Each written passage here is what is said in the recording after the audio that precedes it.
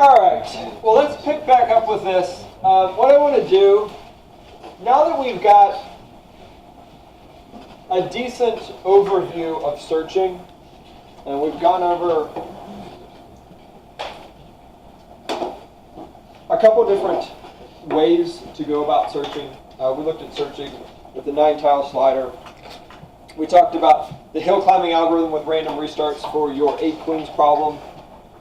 And you guys probably have come across breadth first search and depth first search.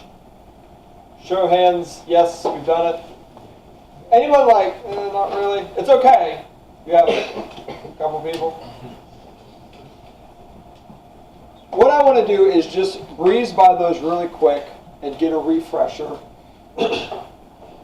These are really your go-to really quick implementation for searching algorithms. So let's go through breadth first search. And then after we go through breadth first and depth first, I want to show you just 2 slight variations on depth first search that will make it a little bit more useful in complex situations or in situations where you run into some limitations with the traditional approach. Okay? So here's breadth first. We've got the nodes labeled as we start here, 1, 2, 3, 4, 5, 6, 7, 8. Notice it goes wide before it goes deep. Okay, so we're searching states that we encounter earlier as opposed to states that we encounter in the moment. Okay, so if I start here and I can move left, move right, or go forward, I take those 3 moves and I put them onto a queue. Okay, so I'm going to go left, and then when I move left, and once I move left, I can go left, right, or straight, or whatever. Those 3 moves, I don't move to those first. In a breadth first search, I would then go back and check my forward move, and then add those moves to the queue. And then before I move to any of those, I would go back and go to that right move. Okay, so you visit all of the nodes that you discover first before you visit nodes that are generated from any of the moves that you make first. All right? So that's kind of how that's laid out. Breadth first search, a lot of times you'll see this abbreviated as BFS and DFS for depth first search. Breadth first is characterized by a first in, first out queue. Okay? Nodes or states that you discover go into the queue, and they are visited in that order. It's a benefit to this. It's a benefit to breadth first.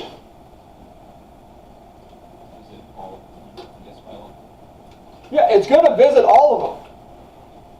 Depth first and breadth first, what's good about them is they work. Okay? Breadth first works well if you know that you are somewhat close to your goal.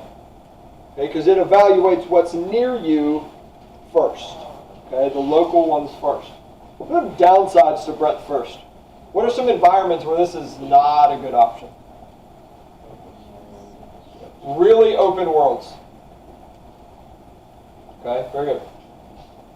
Will it always find the goal if it exists? Eventually, yes. It will, but it'll look at a lot of stuff in the meantime. All right. Now let's look at depth first. So depth first search works by going farther into the rabbit hole as fast as it can. Okay, so if you look here, we jump, we immediately find a move here. We're going to make that move.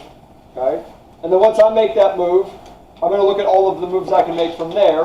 I'm going to pick one of those, and I continue that process. I continue that process until I can't make any more moves. And then I backtrack to the previous one and see if there's any moves I can make from there. Okay?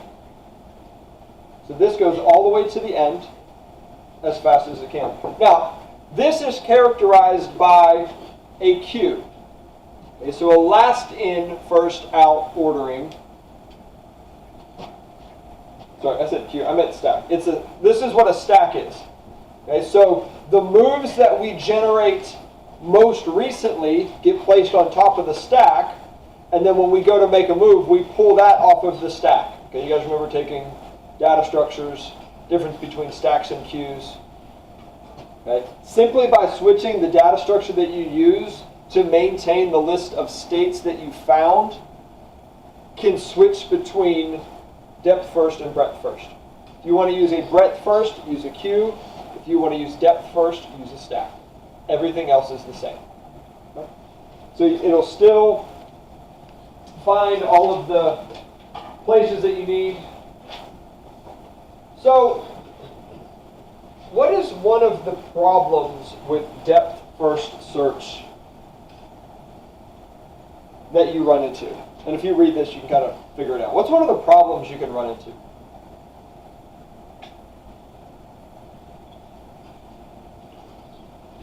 Anybody?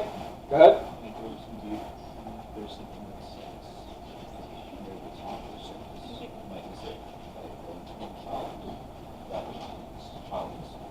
Good. So one of the problems is you can miss early moves. Like if you're going way too deep too fast, you can miss what is up front. Okay? That's certainly one of the issues, and the iterative deepening depth first search is going to address that in just a second. Okay? One of the other issues you run into with depth first search is looping. Okay? If you have a series of good moves to make, you might end up making a move, making another move, making another move, and then making another move, but that move that you make happens to be the state that you started with. Okay? Maybe if you're playing chess, and you make a series of moves, and then you end up after the fourth move in the same spot that you were doing. Or you're driving, and you make a right turn, and then a right turn, and then a right turn, and then another right turn, and you're in the same spot. And you're like, but making right turns gets me a lot of points, so I'm just going to keep doing it. Okay? It might make you a lot of points, but you never get to the goal. So that's one of the issues with depth first search. You don't just keep searching. Okay, right turn, right turn, right turn, right turn, but you'll never actually break out of that. Okay? And so there are two variations on depth first search that I want to just look at really quick. And the first is a depth limited search. So what this does is it runs the regular depth first search, but it puts a limit on the depth that you will go to. Okay, so in this case we went 1, 2, 3 levels deep beyond the root. You might cut it off at 10. Okay, and once you hit that limit, you won't go any farther. In fact, what you'll do is you will then back up and visit the other nodes that you have not yet visited to see if there's any moves off of those. Okay? Does that make sense? Yes? About using recursion instead of a stack. You could use recursion instead of a stack. That would work as well. Yeah, if you do it recursively, you find a node and you immediately jump. That's also good. You can definitely do that. All right. Look at this last one here. Iterative deepening depth first search. I think there's a picture.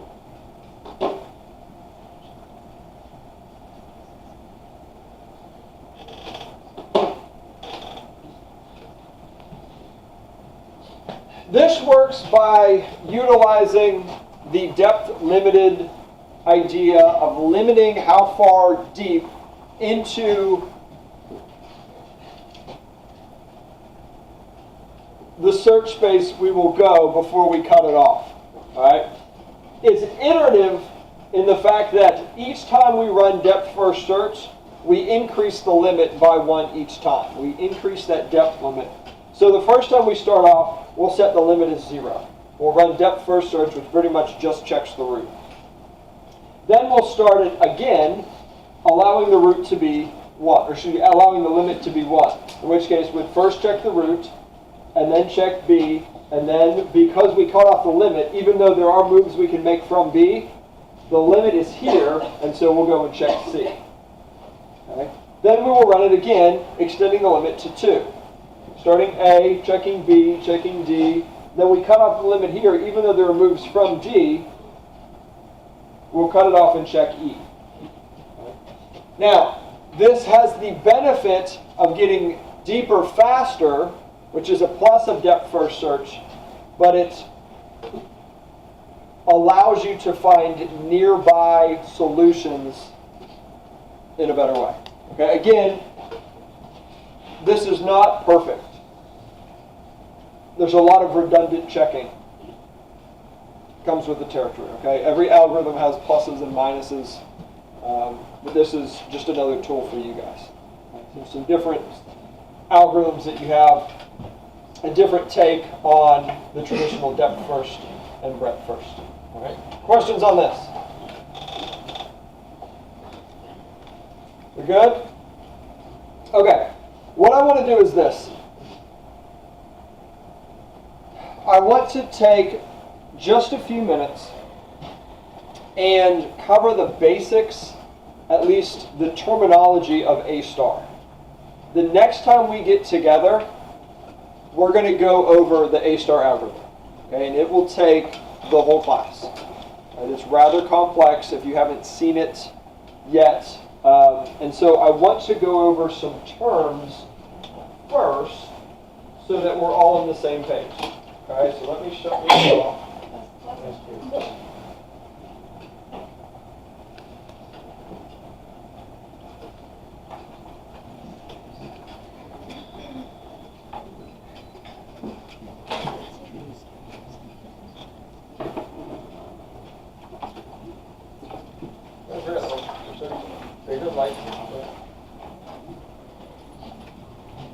If I write on this, can everybody see it, or do you want me to like type it on the?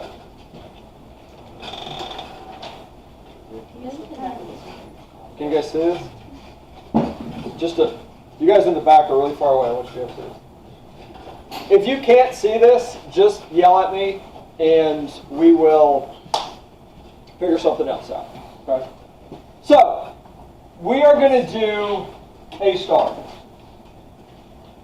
It's typically written as A asterisk, but called A star. If there were an actual star, maybe they'd use that. This is a pathfinding algorithm.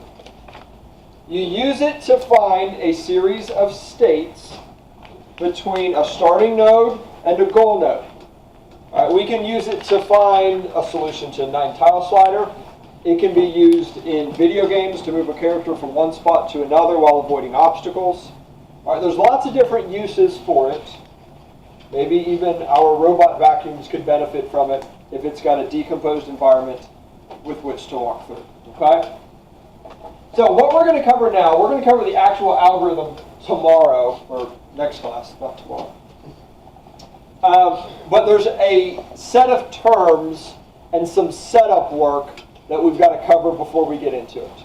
Okay? Here's the first thing. A star works by maintaining two lists.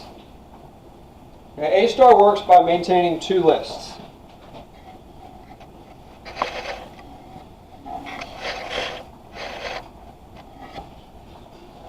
The first is our open list. The open list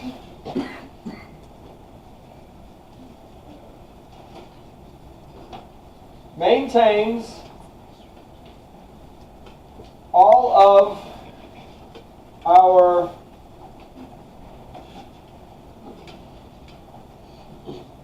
available moves.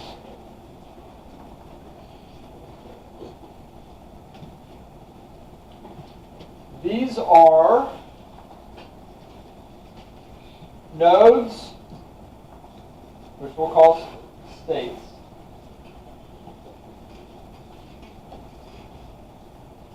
That we've discovered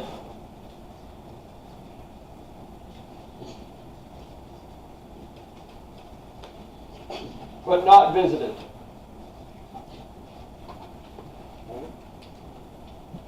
So, our open list maintains or keeps track of all of our available moves. So these are moves that we have discovered, like we know they exist, but we haven't made them yet. example. I'm right here, and I'm trying to make it to that back door to get out of the classroom. When I first start, I'm going to look around me and say, well, I can move here, I can move here, I can move here, I can move here, and I can move here. Those 5 states, those 5 nodes, are my available moves. So I'm going to take all 5 of those, and I'm going to put them in my open list. Okay, those are the places that I can move. But I haven't moved to any of them yet. Okay, does that make sense? So even if I make a move up here, and I take one of those moves off of the open list because I actually visit it, the other moves are still there. I can still make them later. Okay, good so far? Now, you guys are going to implement A-star. You're going to code it later this semester. So, kind of pay close attention here. As far as coding this, the best way to keep track of your open list in your program is to use a min heap or a priority queue. Okay. And the reason for this is, the reason we want to use a min heap is, what's the characteristic of a heap? How does it work? A min heap. Smallest values. Smallest values at the top, that's right. What's it cost to add to a heap? You might have to. Should know this. What's it cost? Who said it? Somebody said it. Log n, thank you. Cost to add to a heap is log n, log base 2 of n. Okay? So if we've got 5, we've discovered 5 nodes that we can move to.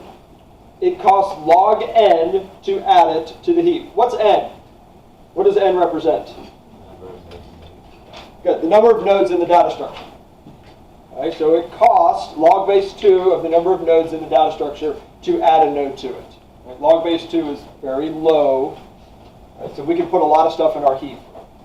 Now, because it's a min heap, we know that when we add something to it, the lower values are going to get pushed up to the top. In fact, it's not sorted, but we know at any given time, the node with the lowest value is going to be at the top. Okay? Good. The other list, any questions on that before we move on? All right. The other list that it keeps track of is a closed list. We have an open list, and we have a closed list. Okay? This maintains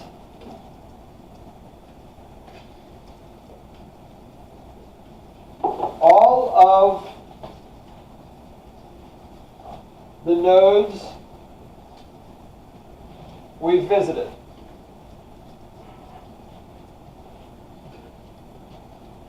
So once we actually move to a node, we started with 5, we put all 5 in our open list, I pick one of them, I pull it off of the open list, and I move there. I take that node that we moved to and I put it in the closed list. The reason we maintain a separate closed list is because once we move to a node, we never want to move back there. And the way we prevent ourselves from moving back there is by putting nodes where we've moved into a closed list. That way we've got a separate structure that identifies all of the nodes we visited and we won't go back there. Okay? Good so far? Data structure here, hash table.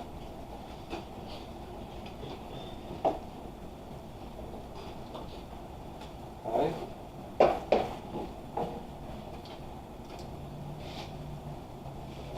Now, you can use other data structures here. These are the best ones to use. Those are the best ones to use. All right. Questions on this? All right, let's move on. So globally, when we're looking at the algorithm as a whole, we're going to keep track of both of these lists. All right?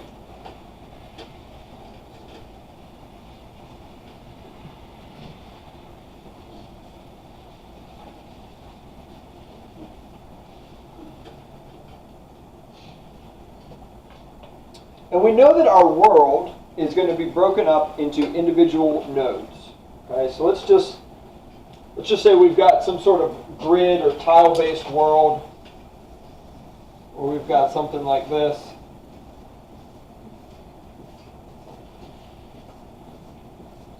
And we're here, and we want to move here. So we've got to figure out a path that way. Each of these individual squares is a node. For all intents and purposes, it's also a state. Okay, because we know our robot that we're moving around can only occupy one of these at a time.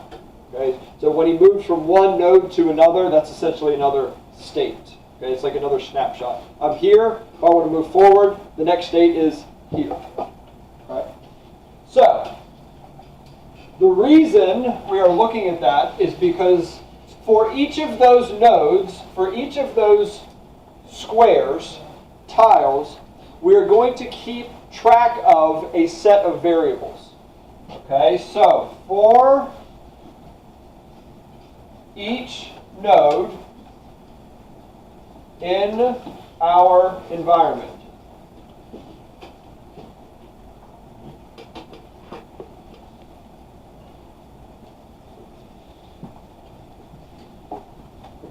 maintain an F, a G, H,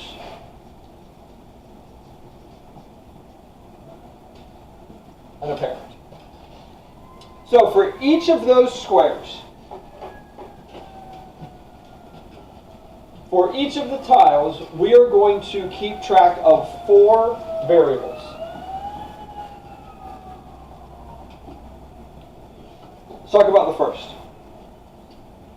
The F value of a node is its total score. Lower is better. Lower is better. So the way we calculate this is F equals G plus H. Simply take the G value, the H value, we add them together, that gives us F.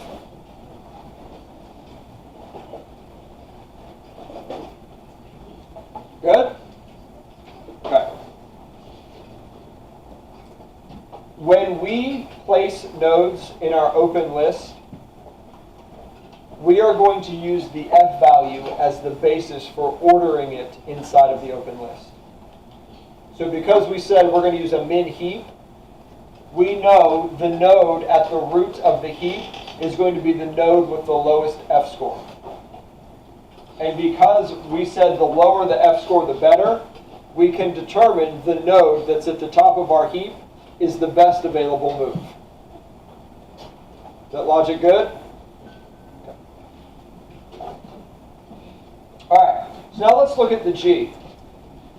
If the total score is comprised based off of adding G and H, let's look at where those individual components come from and how they're calculated.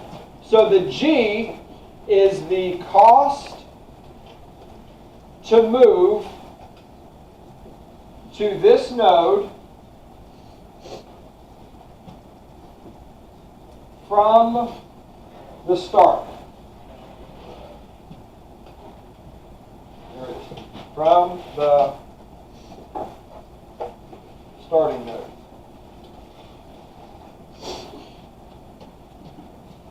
The cost to move to this node from the start. All right? Do this again.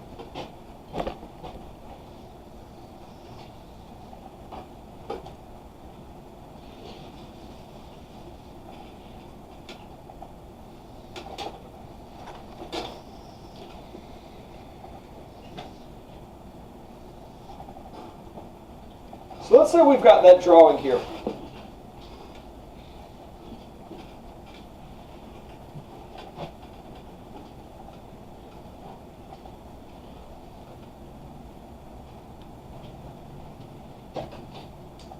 What do we think that costs? How much does it cost to move from one node to another going vertically? 1? Sure. Let's just say it costs 1. Okay? Cost of 1. Would we also agree that making a likewise horizontal move would also cost 1? Okay? Agreed. Now, in some environments, and again, this is why it's important to define the actions. We talked about that before. In some environments, we might not want our robot to be able to move diagonally. But in some environments, we would.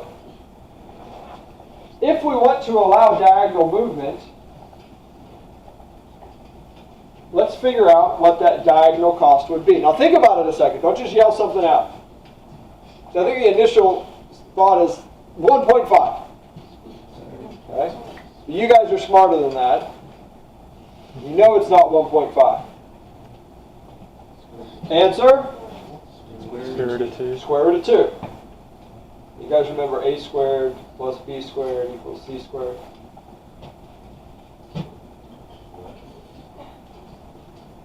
If this is a right triangle, A, B, C. 1 squared plus 1 squared. Square root of 2. What's the square root of 2? 1.41, something like that? Right? 1.41 something. 1.41s or something. So, we will say the cost to move horizontal or vertical is 1. Cost to move diagonal is 1.41. That's accurate, but let's be a little bit clever here. If we were going to code this, which you are, and we wanted to actually create variables for this, what data type would we use? Double? You have to. 1.41.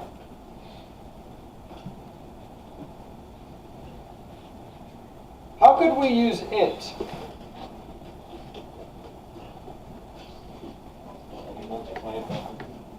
Multiply it by 100.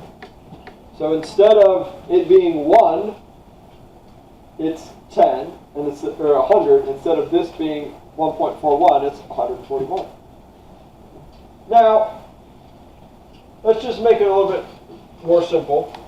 And instead of 1.4, let's just say 14. And instead of 1, let's just say 10.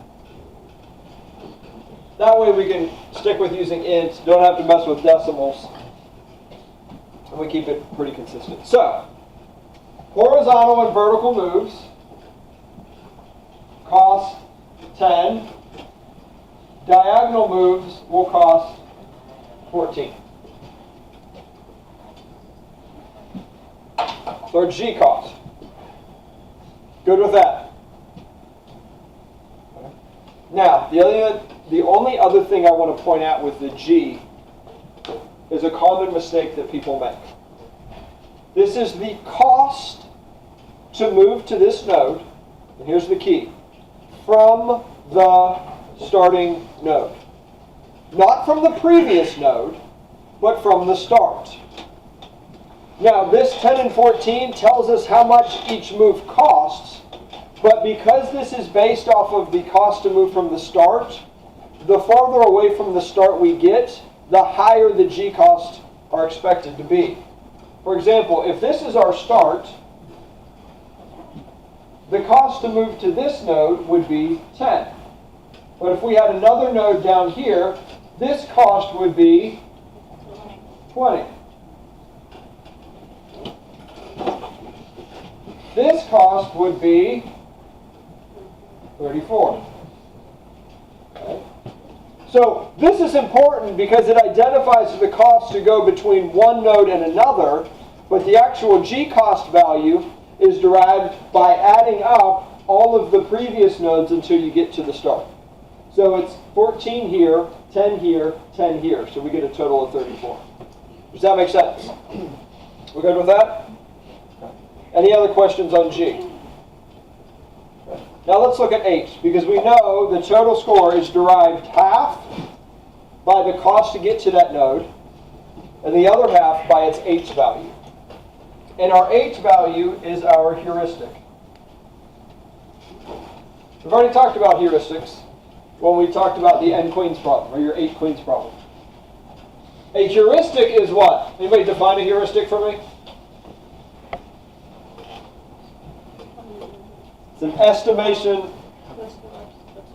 Very good. Yeah, it's an estimation of how close you are to the goal, how good something is. Okay? So this is our heuristic. Specifically, how close to the goal this node is. Okay. This is an estimation. We'll say estimated by the Manhattan method. Okay, so let's take a look at what the Manhattan method is.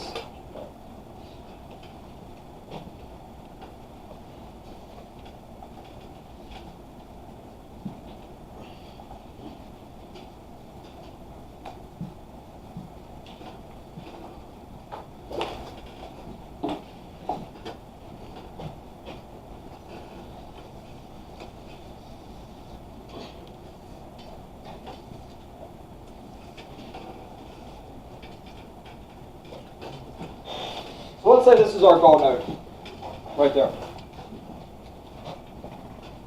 The heuristic is an estimation of how close we are to the goal.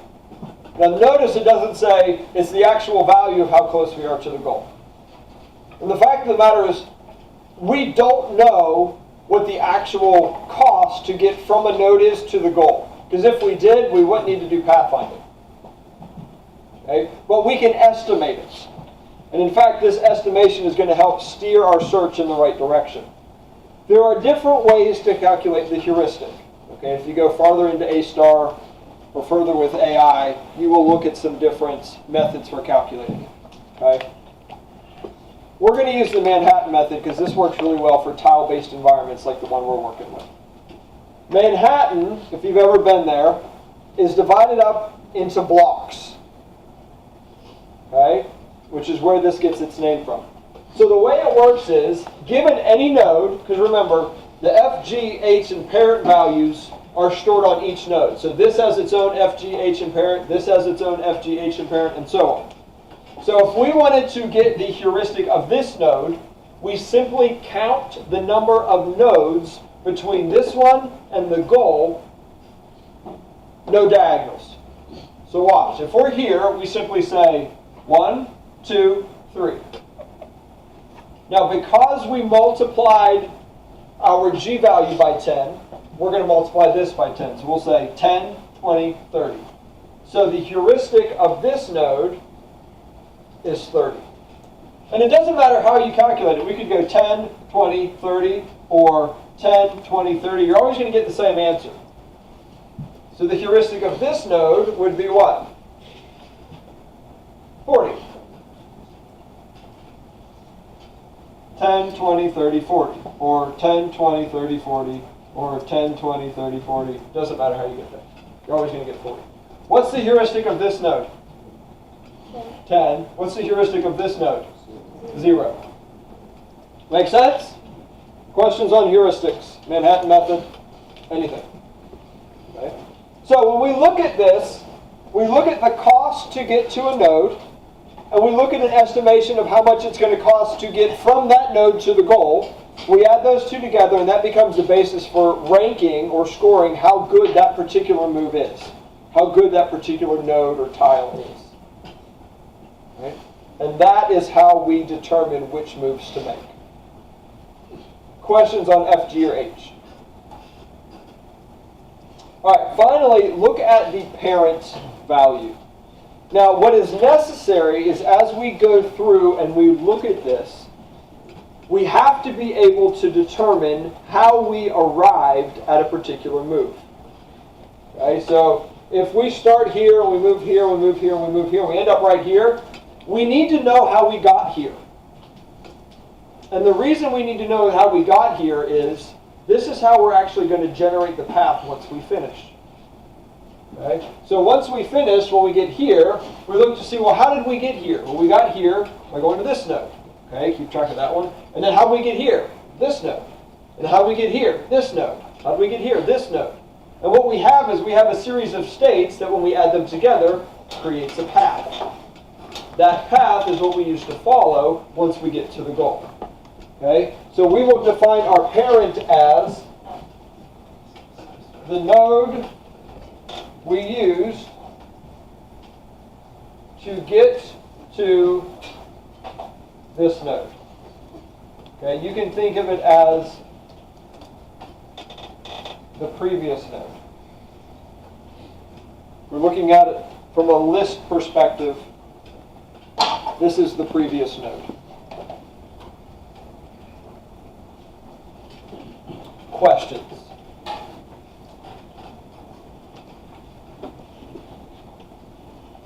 Okay. We've got the groundwork covered for A star. Look over this once more before we come back and we go over the algorithm.